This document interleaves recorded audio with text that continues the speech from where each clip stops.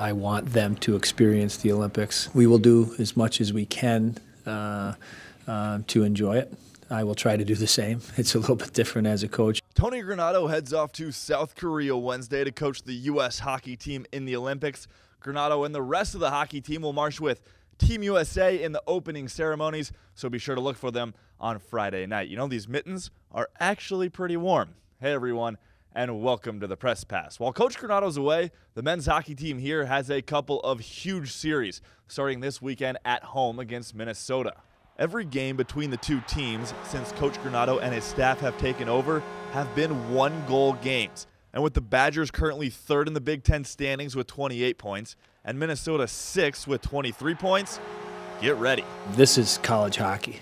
And when Minnesota, Wisconsin get together, especially now with the meaning of these points and where we're kind of all clogged together in a four-team race there, makes it that much more exciting. So you don't want to take that excitement away from them and just say it's another game. You want them to appreciate it for the history and the tradition that's led up to why this series is so special. The Kohl Center will be rocking this weekend. There are still tickets available for Friday's game and a limited number of tickets left for Saturday. For info, check out uwbadgers.com. It was an uncharacteristic weekend for the women's hockey team as they were swept by Ohio State on the road.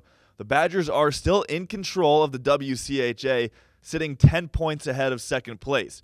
But there are plenty of lessons to be learned from last weekend. Starting to get the feel of playoff hockey, and I think playing against a quality team in a small environment, a small ice sheet down in Columbus certainly made us compete at a real high level. So hopefully some of the things that we learned over the past two games we can take in the next 3 or 4 days of practice as we get ready to go up to Duluth. The Badgers can clinch their third straight WCHA title with a win this weekend at Minnesota Duluth. The wrestling team returns to the Fieldhouse Friday to take on Nebraska. The Badgers have had a couple of weeks off in their schedule to focus on themselves, and Coach Davis has seen it as a huge positive. I think our guys are trending, like you said, the right way, doing the right things. So it's an exciting year for us as a team, as young men. They're, you don't want to use the word like buying in, but they're understanding the big picture overall. And I think this break for us was good. And we're using it to our advantage, and they're understanding that. They're taking advantage of it that way. Half the weight classes this Friday will feature ranked wrestlers battling each other.